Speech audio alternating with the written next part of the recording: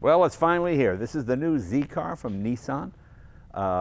We all remember the 240Z. I was there when it premiered back in 1969.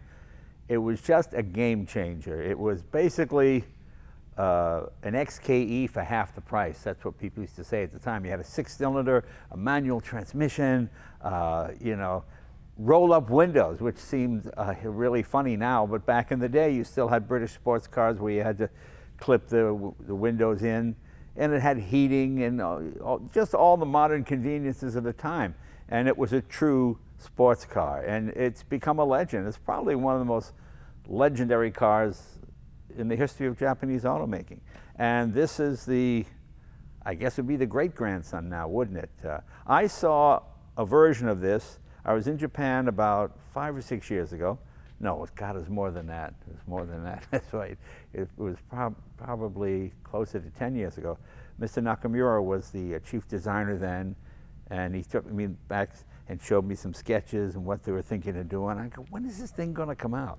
You know, it is so hard to make a new version of a classic because you've got rules and regulations. Headlights can no longer be as low as they were. They have to be this high. In fact, that's why they stopped making the Ford GT in 2005 and 2006, because the new federal regulation that the headlights had to be like an inch or two higher, and that would have just made it look like a bug-eye Sprite, so they just stopped doing it, you know. So the fact that they've gotten very, very close to the original look of the car is pretty amazing. There's a lot of science, a lot of engineering goes into this. It's 3-liter, it's 400 horsepower. The greatest thing, it comes standard with a manual transmission, or you can get the 9-speed automatic if you want.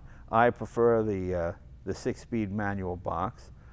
You know, the price is pretty close to what it was back in the day. No, it's not $3,500 anymore. But if you figure back in 71 or so, everything is about 10 times what it cost in 71. So if this was $35,000 to $4,000 in 71, it would be $35,000 to $40,000. And that's what this is, $40,000. You know, they didn't make the mistake of a lot of other automakers by pricing it in the $60,000, $70,000, $80,000 range. It's still an affordable sports car. I mean, $40,000 is a lot of money, I know, but compared to comparable cars, boy, it's a heck of a deal. And it's a really good-looking car. You've got steel rotors. You've got 4-piston calipers up front. You know, people make a big deal out of the carbon fiber rotors and all that. And those are great when you're tracking a car. But when I ordered my McLaren MP412C, the guy said to me, "Are you going to track the car?" And I said, "No." He goes, "Save 20 grand, don't get it." And it was the best decision I ever made. I saved 20 grand, and the steels are fine. I mean, you can stop on a dime. I mean, I don't really notice any difference. So people that complain, oh, it doesn't have carbon, but it's $40,000. If you bought every piece of this car and put it together yourself, it probably cost you $150,000 to $200,000. You know, simplicity of manufacturing and the way they're able to build things now, I'm surprised they can build it for $40,000. If you ever gotten a car painted, it's 20 grand. It's 20 grand to paint a car properly. So the fact that it's half the price of the car just to paint the thing. So, but you know, it doesn't look like anybody skimped on anything. It's really a good-looking car. I think it's recognizable as a Z. The interior, I think, is really beautiful. You've got really, of course, electric windows and air conditioning. You know, don't forget, you didn't get that in the original Z for that price. And this blue on blue is reminiscent of what they did back in the day too. Like I said, it's hard to convey the impact of the original 240Z, because you have to remember, back in the day, Japan made very small cars, the little Honda 600 and these kind of cars, 600cc, and they were fine cars, but there was still a reputation, oh, it wasn't as good as American stuff. And this is a car that was designed and built for the American market, you know. It was bigger than most Japanese cars because Americans were bigger, you know, and they're even bigger now. Really comfortable, really nice. I love the blue on blue. What else have we got? The back, the taillights. The only difference, it doesn't say Datsun anymore. It says Nissan. All kinds of, let's see the trunk here. Does this open? You know, that's really good size. People always say you can put 2 golf bags in here. I guess, if you're out playing golf, go get a Cadillac.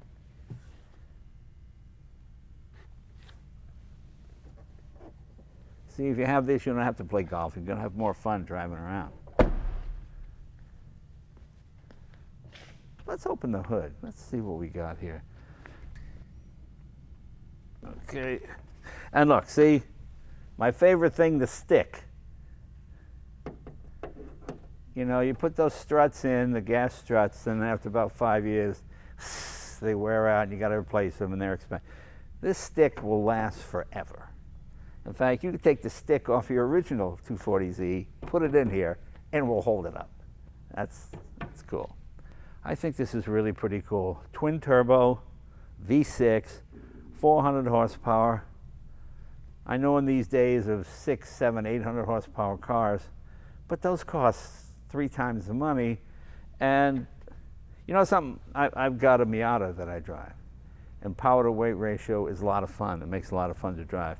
And this is 400 horsepower. This is basically what a base Corvette was a couple years ago. And it's a stick. I think that's the real selling point. You can get the 9-speed automatic, which is probably faster, but it's not as cool. I mean, this is a driver's car. That's what makes it fun. I haven't even driven it yet, so I'm just assuming, but I know how much the original was. And obviously they've tried to mimic the original in every aspect, so I'm sure driving is the one they've got down the most. But you know, it's a nice clean design. We will drive this very soon. They just dropped this off so I could take a look at it and give you a chance to see it too. This is one of the first ones. This is, I think this car debuts on August 17th. That's today, or that's this week, I guess. I'm taping this like a month or 2 earlier. There's an embargo on it until people can see it officially, but you'll see it first, and we give you a real good look at it here. So I hope you liked it. I'm sorry about the amateur nature of doing this, but I thought it was important just to get it out, so get your order in real quick.